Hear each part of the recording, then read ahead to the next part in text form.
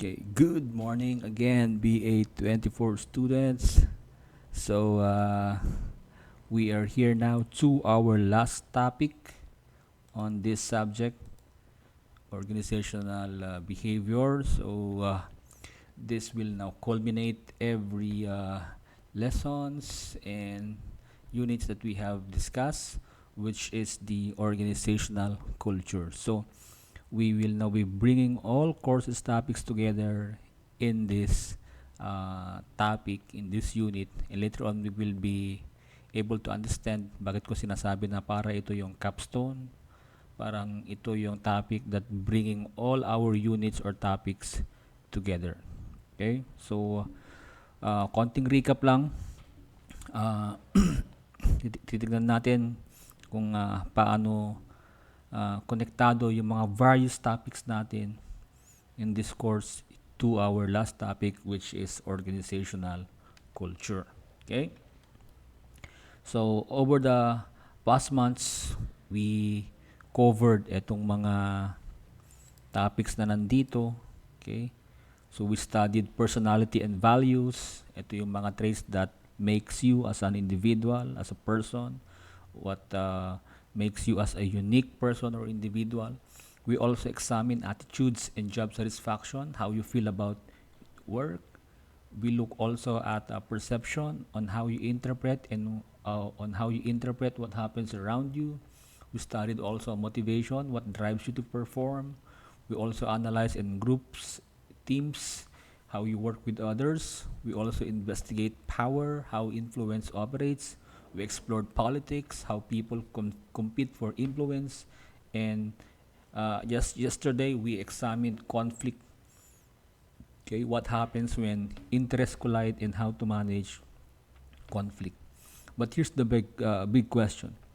So, why do these dynamics play out so differently in different organizations? Let's say, for example, why does company A feel innovative and energetic while company B feels formal and rigid?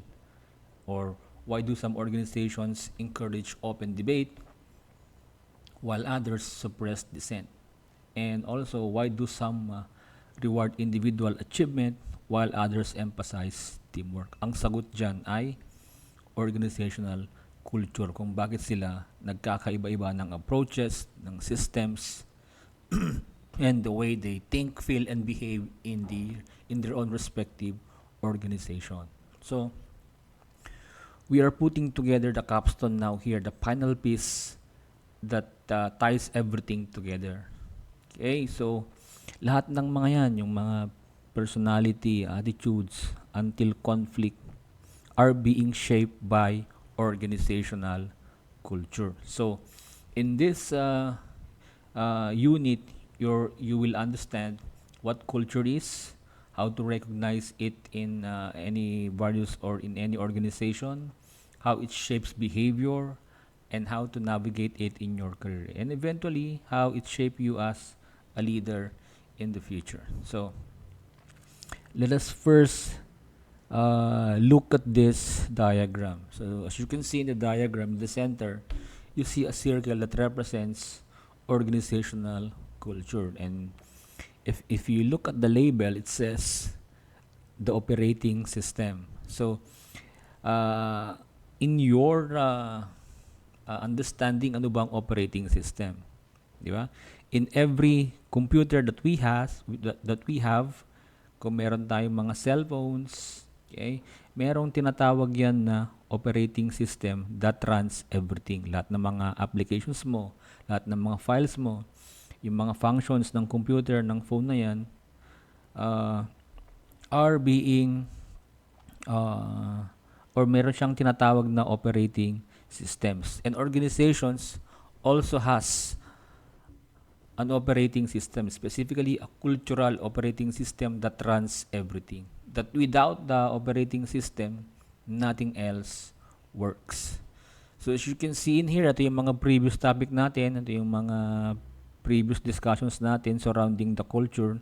And all of these boxes that surrounds the organizational culture, they all connects or they all point toward the culture in the center. So that's the visual relationship. Everything flows through culture. Okay, yung personality and values, okay, how we express and suppress, or ito yung ating mga personality and values, uh, culture can determine how does this personality and values are expressed or suppressed on or by people inside the organization, depende dun sa kanyang culture.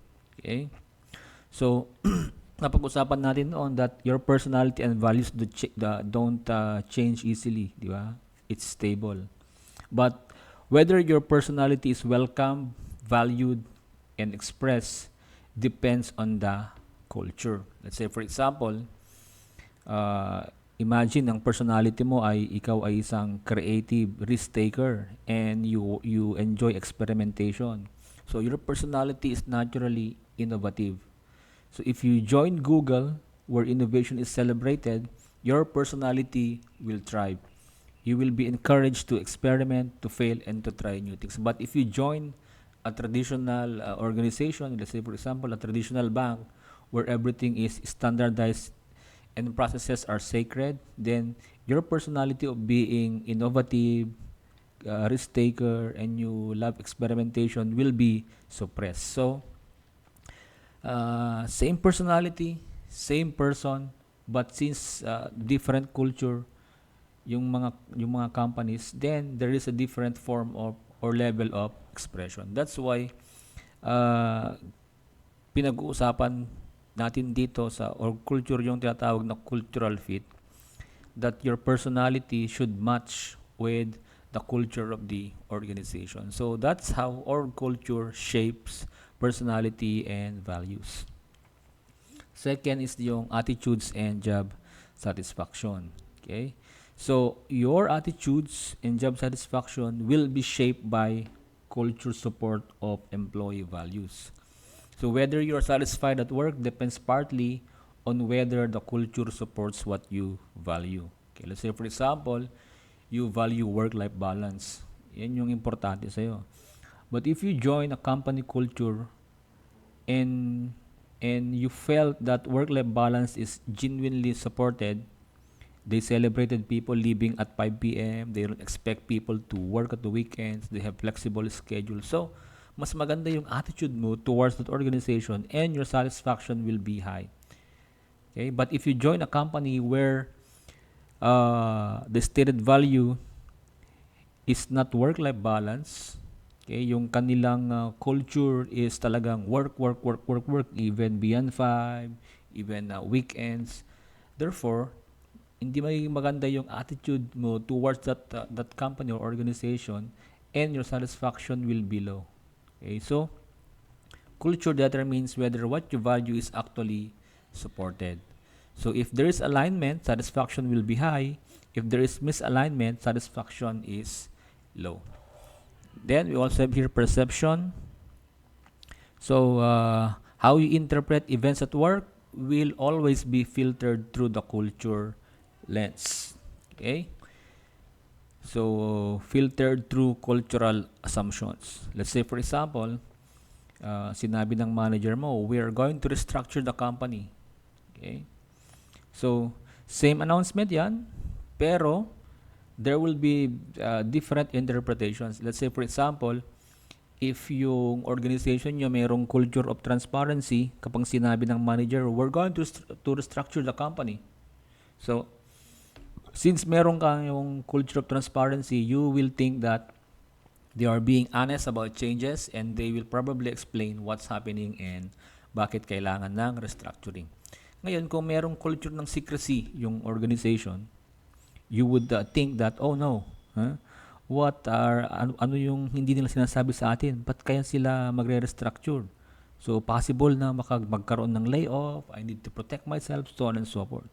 So, makikita mo, same event, but those were interpreted completely different because of cultural assumptions about trust, honesty, and organizational intent. So that's how culture can affect how people inside the organization perceive things. Then we have innovation. Motivation rather, sorry.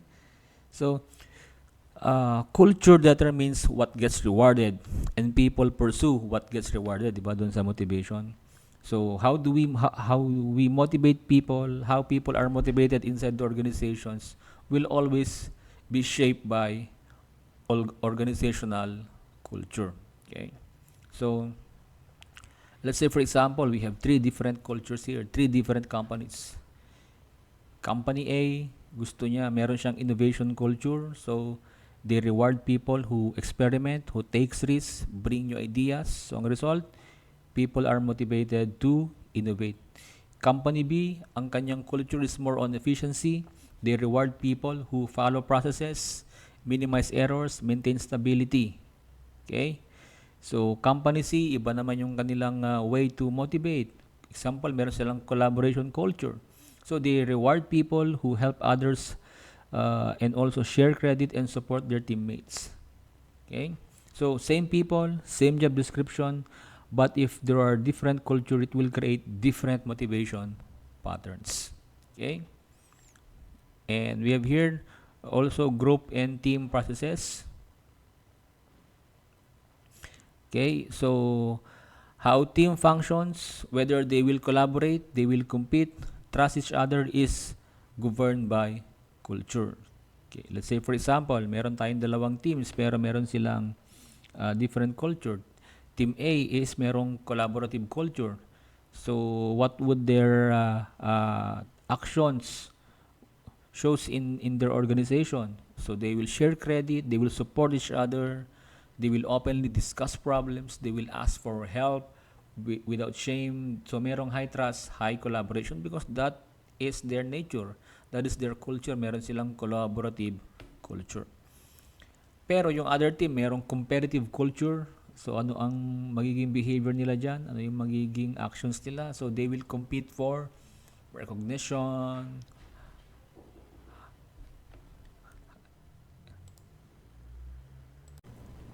Okay, so yun yung group and team. Now, we go to the last one, the power and politics. So kanina sinasabi ko that culture determines, di ba, how team will interact with one another. So in number 6 in power and politics, so we have to understand that how power is distributed, access and use, and what political tactics are acceptable will always depends on culture. Okay. So let's say for example, kasi most of the time, kapag we have different culture, it influence works differently. For example, merong collaborative culture ang isang company. So we expect that power is shared. So ibig sabihin, you gain influence through expertise and relationships. Therefore, politics will also be subtle and behind the scenes. Pag hierarchical ang culture ninyo, power is concentrated because you will gain influence through rank and formal authority. Therefore, politics is more about respecting hierarchy. Kapag yung company nyo naman merong competitive culture, power will be contested. You will gain influence by winning. And ang politics dyan is overt. Ibig sabihin, people openly compete. So, same org chart, completely different power dynamics because it is affected or impacted by or influenced by culture. Okay? So, makikita mo yun dito sa ating visual relationship dito. Culture is foundational. Everything else sits on top of it. And culture influences everything. Lahat ng mga elements na yan. Okay, so yan yung sinasabi natin kanina that culture is the operating system through which all organization behavior occurs. So, everything, lahat yung mga motivation, teamwork, power, conflict, performance, satisfaction, all of it flows through the cultural operating system. So, it's hard to understand organizational behavior without understanding culture. Okay? Right. So, how do we define organizational culture, sir? Kanina ka pa na-explain kung paano nakaka-impact ang org culture sa mga topics natin sa organizational behavior. Pero ano ba ang definition ng organizational culture? Okay. So we have here the definition. It's a system of shared meanings, values, beliefs, norms, and practices distinguishing one organization from another and guiding member behavior. Okay? So it's a system. So hindi siya random. It's organized. It has different parts. Okay? It also makes it sure that all of these parts works together. Okay, values connects to practices, beliefs inform norms. It's all interconnected like a system. So nandyan din yung system of what? System of shared meanings. So meanings are shared. So hindi ito parang individual opinions. Not one person believes, the others do not. No, hindi. It is being shared by the group. So nagkakaroon ng common ground and predictability in how people think, feel, and act inside the organization. So, meron din tayo dyan na shared meaning, shared values, beliefs, norms, and practices. So, ano ba ang values? This is what the organization believes is important. For example, if you believe that innovation is important, customer service, people first, mga ganyan. Okay, in fact, in every organization, especially mga large organizations, they will explicitly tell kung ano ba yung kanilang mga core values. Just like in MSU, we have new core values, wiser, wisdom, integrity, okay, social responsibility, etc. Beliefs, ano ba itong beliefs? This is how the organization understands reality. Okay? Ano ba yung paniniwala nila? Let's say, for example, hard work is rewarded, honesty is important, mistake will teach us, okay, and the like. Then we have norms. These are unwritten rules about how to behave, how we dress, how we challenge ideas, how we celebrate failure, etc. Okay, ito yung mga unwritten rules about how people in the organization should behave. And then we have practices. Ito yung mga bagay-bagay that people actually do that reflects yung kanilang values, beliefs, norms, and shared meanings. Okay? And makikita mo din dito yung word na distinguishing one organization from another. So, culture creates identity. It what makes Microsoft different from Apple and different from Google and different from another company. And lastly, yun nandito is yung guiding member behavior. So, culture is a guide. Okay? It answers, what should I do here? How do I fit? What is expected of me as being part of this organization. Okay? Let's say for example, Apple. Ano ba ang shared meaning sa Apple? Apple company, hindi yung apple na prutas. Okay? So what is the shared meaning doon sa Apple? Employees share the belief that great design changes the world. So this meaning is being reinforced through stories about the obsession, attention to detail by Steve Jobs, yung founder ng Apple. So, makikita mo na yung design ng iPhone natin was attributed to this belief of Steve Jobs and yung belief ng buong Apple company. Okay, it's about perfecting the curve of the device's corner or yung pagka-minimalism ng isang iPhone interface. Okay. So, ano ba ang values ng Apple? So, they highly value innovation, simplicity, perfectionism, and user experience. So, lahat ng mga values na yan are deeply held and discussed in meetings, design reviews, and company communications. Okay? And ang Apple, meron ding beliefs yan. Employees widely believe that their work can enrich lives, that every detail matters, making insanely great product part of Apple's identity. Okay? Ano naman yung mga norms sa Apple? Ang norm nila is to challenge ideas rigorously, defend design decisions, and never settle for good enough. Okay. And therefore, all of these beliefs, values, practices, norms will be seen in whatever they do. Let's say, for example, weekly design reviews, storytelling, designing yung kanilang mga workspaces. Okay? All of those will show up in how they think, feel, and act inside the organization. Okay? So this will distinguish Apple from other competitors, yung kanilang mga org culture. And this will guide the behavior of members because nakakapag-set na ng expectations. Ito dapat yung culture, ito yung sundin natin. Okay. And we also have here descriptive, not evaluative. Okay, we have to understand this one.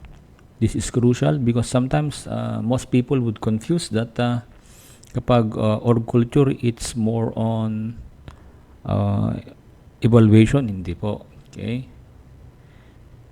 So it describes how employees perceive the way things are done versus how they feel about it. Okay. So culture is descriptive. Ibig sabihin, it's about what is and the reality of how the organization operates. So job satisfaction is evaluative. It's about how you feel what is. Okay. Pero ang org culture is a description. Okay.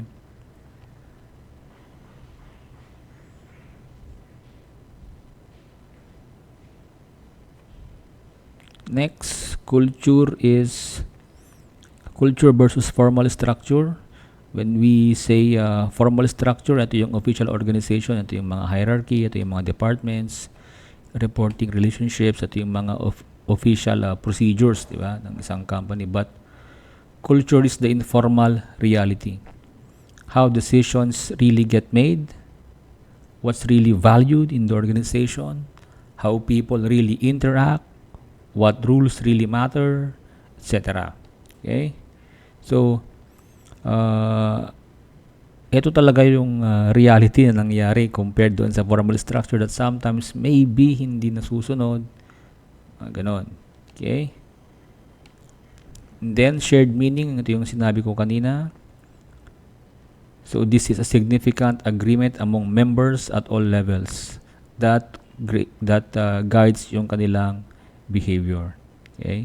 So, culture requires widespread agreement. So, culture isn't one person's opinion. It's not what the CEO thinks the culture is. It is the shared understanding across organization. So,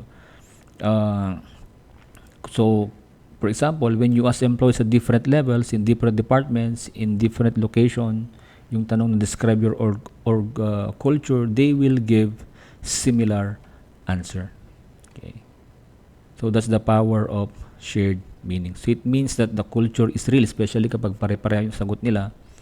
So hindi lang ito ay nasa head ng kanilang mga managers, ng kanilang mga leaders. So kapag totoo na yung culture ninyo, it is a shared social reality that everyone experience. Okay? Then it is also deep and enduring. So culture persists for decades, providing stability but may be hard for change. Just like personality ng isang individual, it's stable and it is also sticky. Ibig sabihin, hindi mahirap tanggalin, hindi mahirap palitan. Okay? Let's say for example, doon kay sa Apple, di ba? Kahit patay na yung founder nila, still ganun pa rin yung kung ano yung culture na meron nung buhay pa yung kanilang founder, ganun pa rin yung culture na meron ang Apple company. And we have here various cultural dimensions of org culture. So ito yung mga building blocks ng culture. Pag-uusapan natin yan sa next slide. Okay. So, summarize ko lang kung ano ang org culture. It's a system. So, ibig sabihin, organized siya, interconnected. Culture is shared. So, hindi lang ito individual opinions but a collective understanding. Culture is descriptive. It describes what it is, not what you feel about it. Culture differs from structure kasi yung culture is the informal reality that's different from your org chart. Culture is deep and enduring. Ibig sabihin, it persists over time because it's embedded to the system and mindset of people. And maraming dimensions ang culture. Could be your values, beliefs, norms, practices, artifacts. Ito, artifacts. Okay, kaya naputol.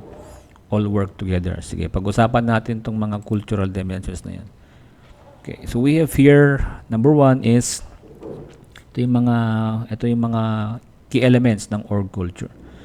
So number 1 is values. When we talk about values, ito yung mga core principles that guides organizational decisions and behavior. Okay, so ito yung mga naririnig mo. We value integrity, we value honesty, we value knowledge, excellence, social responsibility, diversity, mga ganun, yung mga values.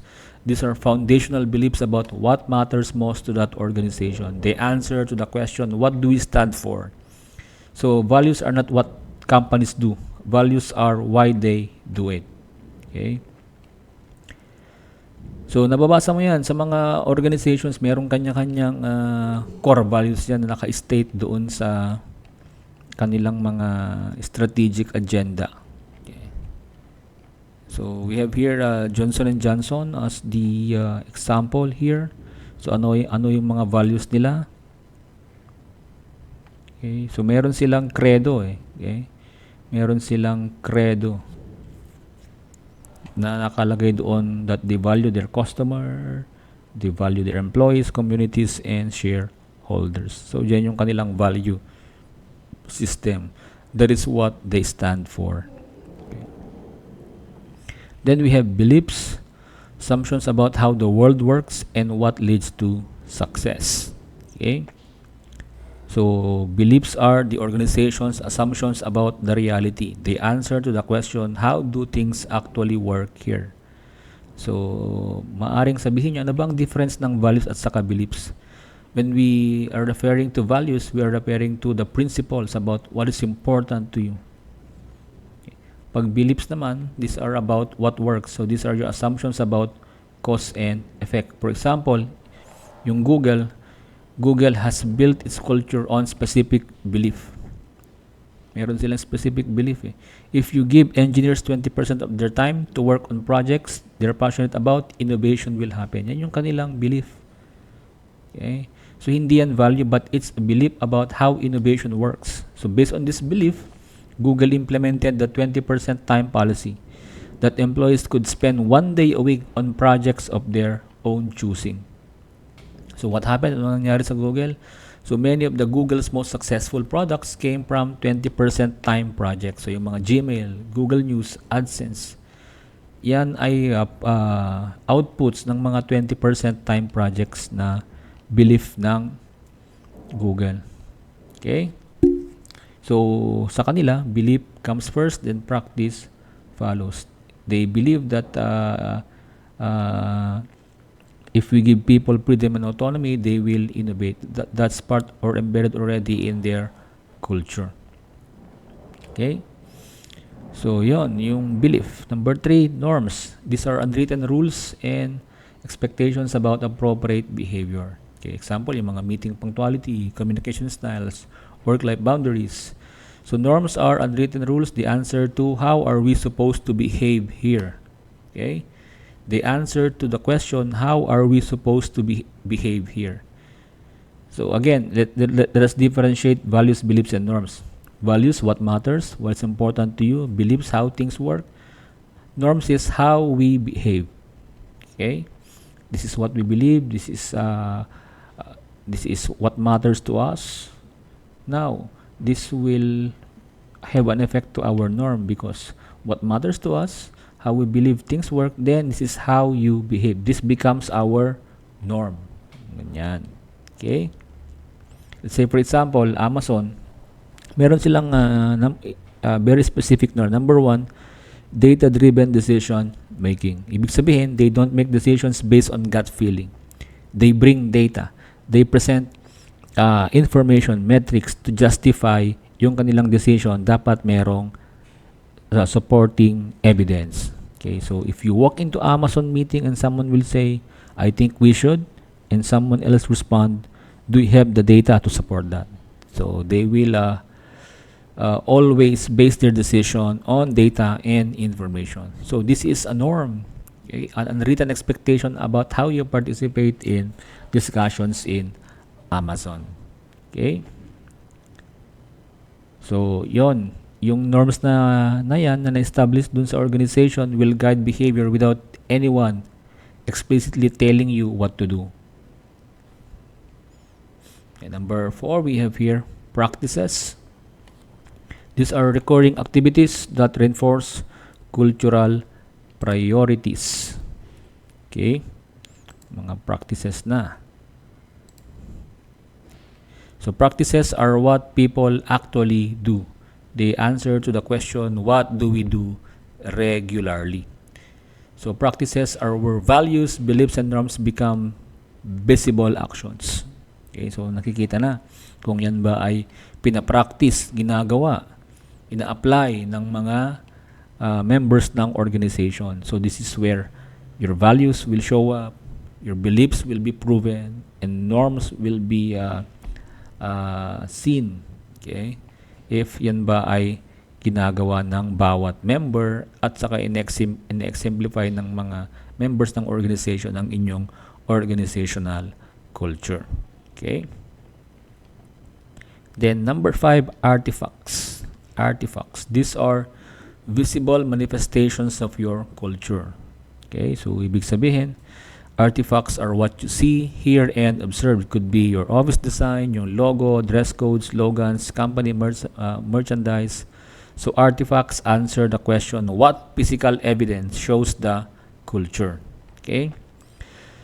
So normally, values, beliefs, norms, and practices are relatively invisible. You learn them through experience, but artifacts are visible. You see them the moment you enter the organization. Example, Apple company. So meron silang minimalist product design, di ba? So sleek, simple, elegant, often just one color, because that reflects the company's values and aesthetic philosophy. But it goes beyond product. Tignan mo yung mga Apple Store, minimalist design, clean lines, beautiful materials, few posters or clutter. Apple headquarters, makikita mo yung kanilang architecture, sleek, minimalist, white walls, open spaces, beautiful design everywhere. You walk in and you feel the culture before you understand it. Everything will say, we care about beautiful design, we value simplicity, and we eliminate unnecessary clutter. Okay? So, yon, artifacts are the most visible, most immediate way new people encounter your culture. Okay? So, they are a constant reminders of who we are as a company or organization. Okay? So, lahat ng mga yan are cohesive system where values, shapes, beliefs, inform norms, norms guided practices, and all are represented through artifacts. So, together, they create a consistent cultural identity that reinforces organizational purpose and guides members' behavior. Okay? So, yung mga elements na yan are not separate from each other. They are interconnected. So, the 5 elements, values, what matters to us, beliefs, how things work, norms, how we behave, practices, this is what we do, and artifacts, this is what we see, yung mga physical manifestations. Okay? So, these are the foundations of our culture. So these are the 5 elements who are working together as a system to create the culture that shapes everything else in the organization. Okay. Now, what's the difference between culture, climate, and job satisfaction? Ang pagkakaiba ng mga yan. Ang organizational climate, kasi na-discuss na natin kung ano ang org culture, it is the collective perception of current practices and policies. So, you are perceiving yung mga current practices and policies ng isang organization. So, it's more changeable and reflects how people feel about the conditions of work or yung conditions na kanilang work environment right now. Okay? So, pwedeng magbago yan. Yung kanilang work conditions every now and then. Pero yung culture, it could stay the same. Okay? Let's say for example, yung nangyari sa Apple noong Apple experienced two different economic conditions. For example, we go back to year 2015 to 2019. Noong Apple's climate maganda ang ekonomiya. Okay? So, ano ang mga actions nila noon? Ano ang climate nila noon? They are hiring aggressively, innovation is encouraged because they have resources, leadership feels confident. So, ang perception ng mga employees, ng people around Apple, dun sa org climate ng companies, that this is an exciting company, it's a growing place to work, so on and so forth. Pero nagkaroon ng economic downturn noong 2023 ang Apple. Diba? So anong ginawa nila? Nagkaroon ng cost cutting, reduction of headcount, innovation is happening but with stricter budgets, leadership is cautious. So ano ang perception doon sa climate? Maybe people are saying that this is uncertain, we need to be careful. Pero meron pa ring nag-stay the same. Yun yung kanilang culture. Ano ba yung culture nila? Design excellence, user-centered thinking.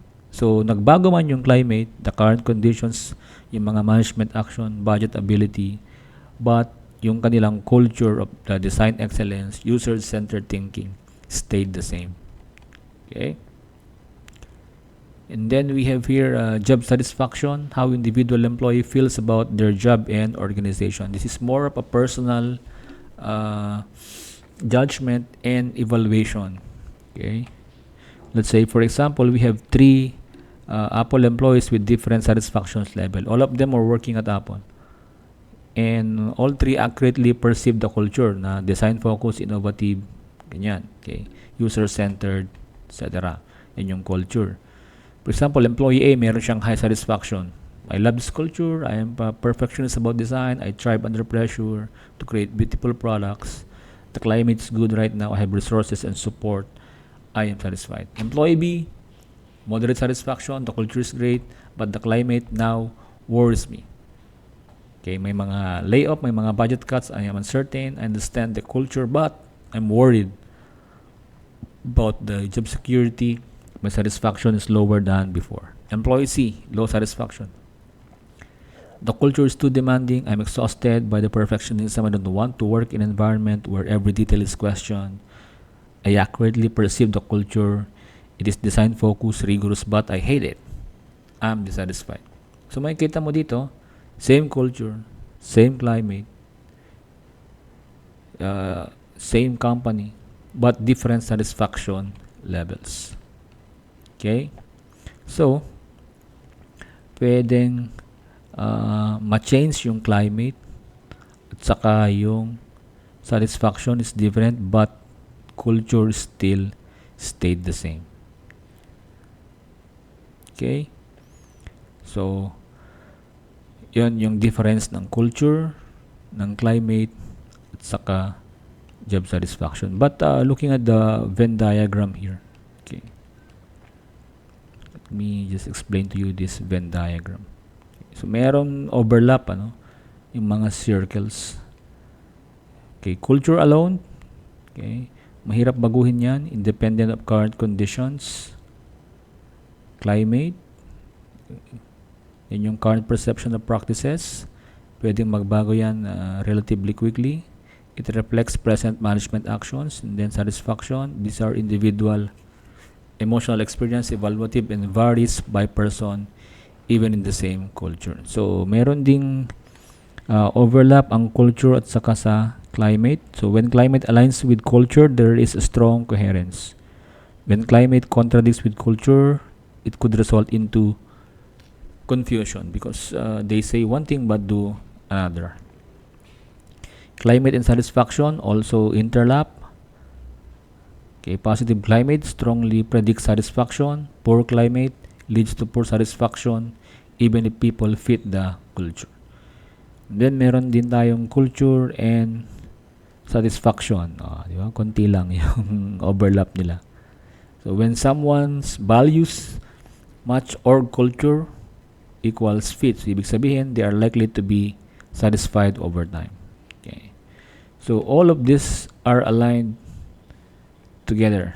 Deep culture supporting current practices, yan yung good climate, and people will feel satisfied. So that is the ideal state.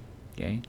So dapat meron tayong culture that is aligned to our organizational climate, and therefore the result will be people will be satisfied. Okay? So in summary, culture describes the fundamental way we are. Climate describes the way we are right now. Satisfaction describes how you feel about both.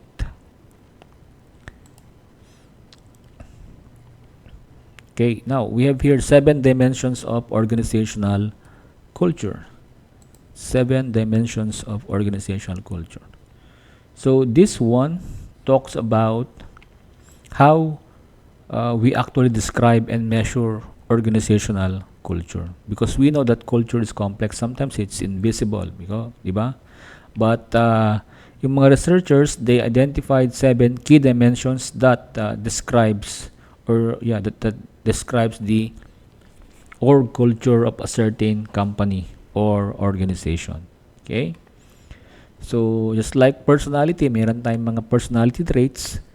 Etong dimensions naman na ito are traits that make up the personality of the organization. So, normally, when we are assessing the culture of a certain organization, we use this 7 dimensions to determine yung kanilang cultural profile, whether they are high or low on these various dimensions. Innovation and risk-taking. Diba? So there are organizations na mababa ang kanilang innovation and risk-taking. Meron din naman yung mga organizations na mataas ang kanilang risk-taking. Okay. For example, kung mababa ang innovation and risk-taking ng isang company, it will reflect in their actions. So they are cautious, they prefer established practices, they fear failure and avoid experimentation. On the high end, high score dito sa innovation and risk-taking, they will encourage experimentation, they will celebrate calculated risks, and even learn from their failures. Okay?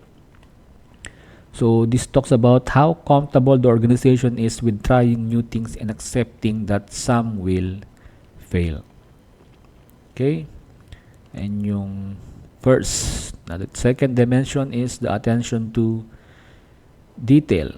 So this describes whether organizations and their people are meticulous about specifics or comfortable with approximate or rough attention to detail. For example, yung mga company na mababa ang score dito would show yung kanilang behavior na they focus on big picture, they have tolerance for ambiguity, they have flexible standards. Okay. But for organizations na mataas ang kanilang attention to detail, they emphasize values such as precision, thoroughness, documentation, quality control, and exactness. Outcome orientation. This is about whether a company or their people care more about how something is done or what gets achieved. Okay, so focus on results versus process. Okay. So for organization na nagpo-focus sa process, makikita mo dun sa kanilang mga actions that they will focus on how work is done. So in-emphasize nila yung processes and procedures more than others. Sa mga company naman na mataas ang kanilang outcome orientation, they will focus on results and goals. So whatever it takes mentality, meron sila. And the end will justify the means. Okay. Then we have here people orientation. So this is about whether the organization sees people as valuable assets to develop or they are just resources to use efficiently. Okay. So yung mga organization na low on people orientation, it will reflect in how they treat their people.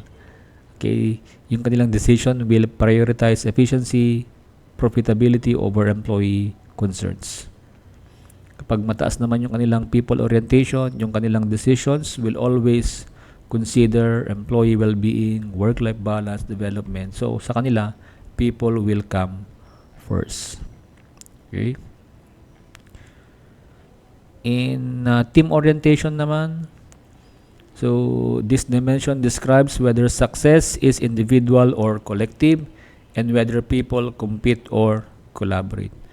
For organization, they don't value much or hindi priority ang team orientation. So, it will show up in their belief systems, norms, practices. So, people na or company na mababa ang kanilang team orientation would prefer individual contributors, internal competition, personal recognition, and rewards. For those na mataas ang team orientation, they will value collaborative work, shared goals, team-based rewards, collective success. Yan yung in-emphasize dun sa kanilang culture. And then, we have here aggressiveness. So, this describes how comfortable the organization is with competition, conflict, and directness. Okay, for organizations who are at the low spectrum of aggressiveness, so they will exemplify easygoing, cooperative, avoiding conflict, consensual decision making. Pero dun sa mga mataas ang aggressiveness ng mga company, they are competitive, ambitious, direct confrontation is acceptable to them, and they are combative. Okay, laban kung laban yung mga yan. Then lastly, stability. So this describes how much the organization embrace change versus seeking stability. Okay. Sa mga mababa ang low stability, preference or value for stability, ang preference nila is growth, change, adaptation, flexibility, and constant evolution. Okay. Kapag ito naman ay nasa high score sila, mababa yung kanilang mataas high-end stability. Okay. So, ibig sabihin, they preferred status quo, predictability, security, and maintaining what works best for them and what works in the currently right now and in the past. Okay? So, in fact, we have to understand also that no organization is high or low on all dimensions. So, minsan, there will be combinations of these dimensions dun sa isang organization. Okay? So, usually, each organization has unique combination of these dimension forms dun sa kanilang org culture. But you can use this to describe any organization if you want to know kung ano ba yung kanilang culture.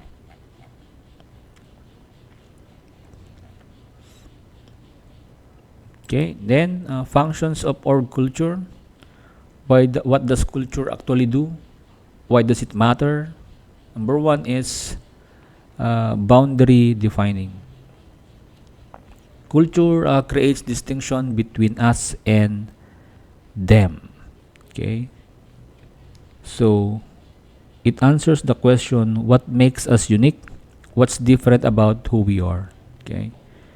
Let's say, for example, when someone says, that's not how we do things here, they are invoking this boundary defining function. They are saying, that's not who we are. Okay? So, it defines you. Gives definition or identity sa isang or boundary of what we should be doing and what we should not be doing. Then, identity and belonging. Culture provides member with a sense of identity and a sense of belongingness in the organization.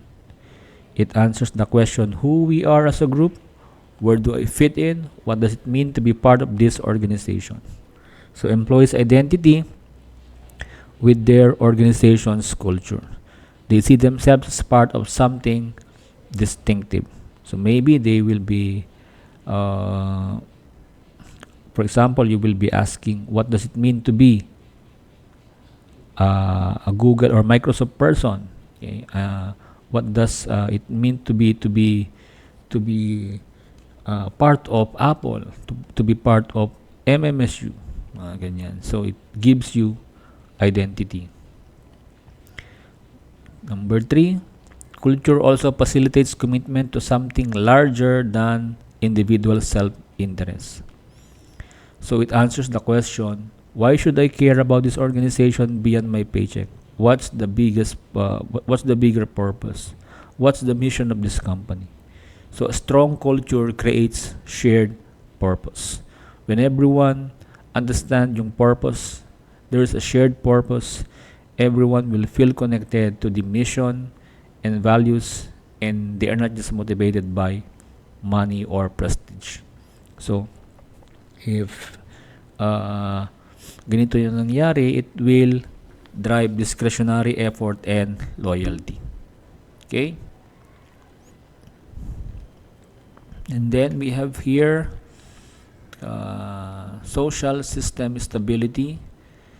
Culture enhances stability and order in the organizational social system. Okay, it answered the question, how do we maintain order and predictability without constant supervision and rules? Okay, so culture serves as social glue. Okay, it pertains to shared norms and expectations for behavior. It reduces uncertainty and creates predictability. And then lastly, we have here guidance and control. Okay? So culture is a sense-making and control mechanism that guides and shapes employee attitudes and behavior.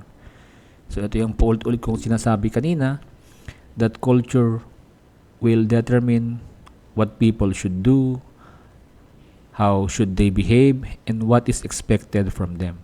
Okay? So culture often matters more than formal authority for controlling behavior. Culture points everyone in the same direction without constant supervision. Okay? So, yan, yung functions ng organizational culture. Boundary defining, identity and belonging, commitment, social stability, guidance, and control. So all of this work together to shape organizational behavior. Okay?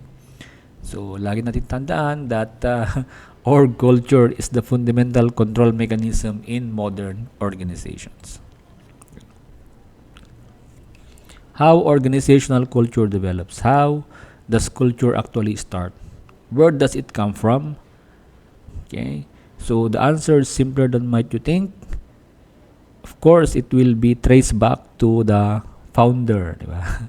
Matrace natin yan. The founder is the one who's going to establish the culture. And when the organization succeeds, that culture becomes embedded. And then it's reinforced and sustained for decades or more. Okay?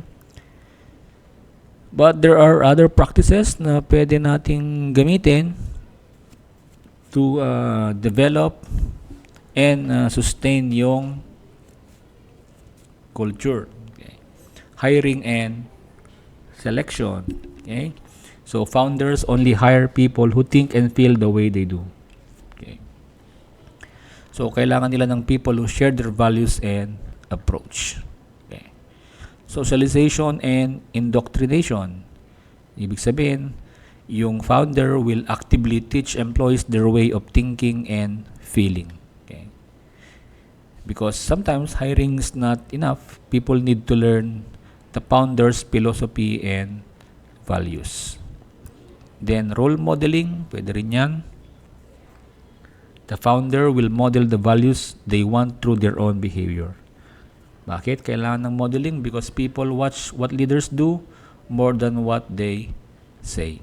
Diba? Kasi nag-ironic naman kapag ito yung gusto mo tapos iba yung ginagawa mo, paano mo pasusundin yung mga tao? Okay, and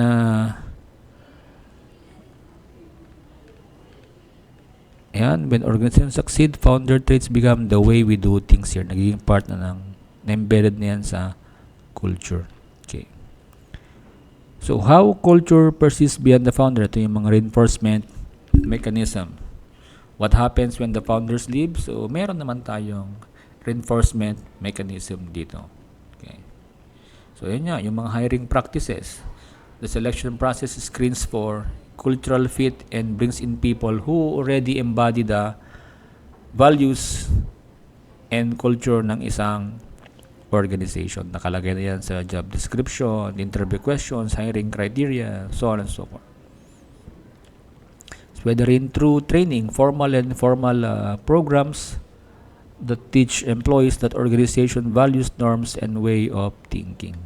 So, bigyan mo sila ng training, mentoring relationship, ongoing training, onboarding, etc. Storytelling. Pwede rin yan. The sharing of narratives that communicate cultural values and history. So, you share about the story about the founders, their values, stories about employees who exemplified culture, stories about how organization responded to challenges. Stories become shorthand for how we do things around here. Performance appraisal, ito yung mga evaluation system na ginagamit to measure and reward behavior that aligns with the culture. And of course, promotion, ibig sabihin career advancement decisions that elevate those who embody cultural values. So, you promote those people who embody yung culture ninyo. Okay? You announce that this person was promoted because it represents our culture and the like. And of course, there are several factors that could change organizational behavior. Okay, especially pag meron tayong bagong leader, new vision, new personality, new values. So, pwedeng mabago. Crisis. Okay, crisis. If there are market disruptions, financial failures, scandals, the crisis forces a re-evaluation. So, pwedeng palitan yung old ways. So, they must change. Mergers, okay, and acquisitions. Kapag merong dalawang company nag-merge, two different culture collides. So, yung organization must decide, do we keep the old culture? Do we adapt a new one or create hybrid? Yan. Industry evolution. When industry changes dramatically, organization must adapt their culture to survive. Because if there are evolution in the industry, all the approaches that work become liabilities. And then lastly, intentional culture change initiatives. So, most of the time, leaders deliberately launch projects to change yung culture ng company. So, it's a conscious strategic effort to shift values, behaviors, and priorities.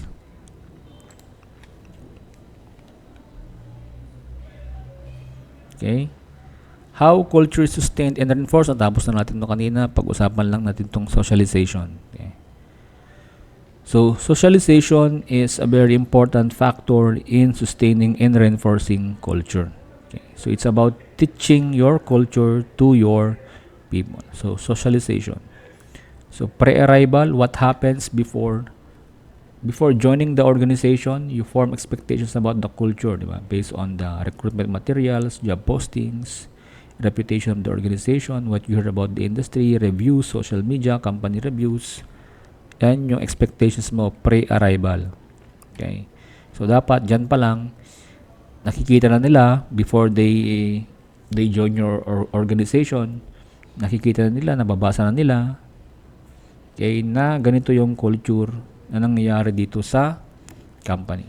And then encounter, this becomes now your first-hand experience dun sa isang organization. You discover whether reality matches your expectations. So, ito siguro yung mga first-day experiences, onboarding, interaction with colleagues and managers, observations, how things actually work, yung mga norms and informal rules, and seeing what people prioritize versus what they claim to prioritize. Then we have here metamorphosis Ito na yung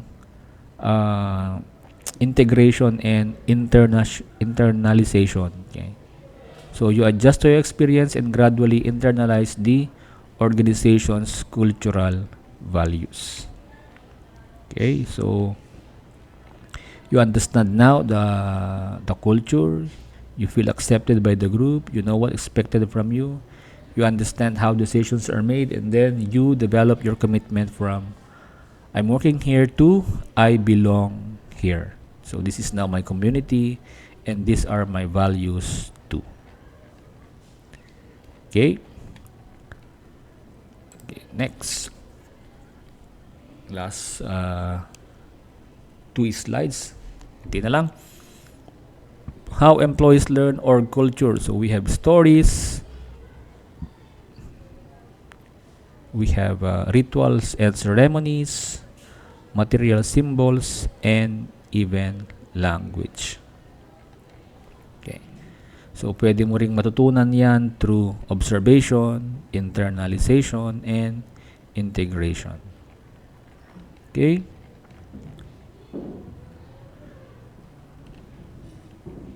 Okay, nandyan naman yung mga examples. And then lastly, we have here the ethical culture and organizational leadership. Of course,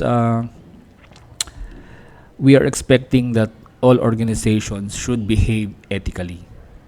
Okay, gusto ba natin magtrabaho sa isang company or organization na unethical? No, di ba?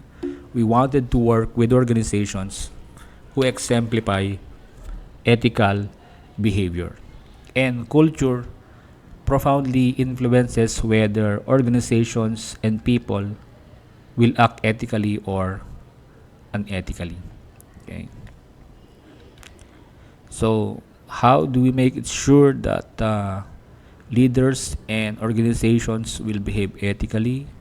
So, nandito yung ating mga managerial roles in creating ethical culture. Okay, so dapat ikaw ay role model. So you have to demonstrate ethical behavior through your own actions. You also communicate ethical expectations. So you have to explicitly state what ethical standards are required so that people will know what is expected from them and para clear kung ano ba ang ethical and unethical behavior. Ethics training, you also provide conduct seminars and workshops on ethical standards and decision making. And of course, you have to visibly reward ethical behavior and punish unethical behavior. So you should make it clear that ethics is rewarded and violations are punished. Okay? And of course, provide protective mechanism, yung mga whistleblower protection. Okay? You have to create safe channels for people to report ethical violations.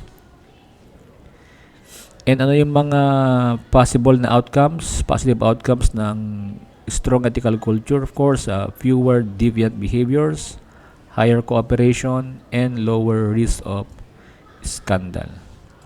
Okay, and then of course, magkaroon ka ng positive org culture where ethics is strong, other culture aspects improve, and people will feel proud to work there. Okay, that's it.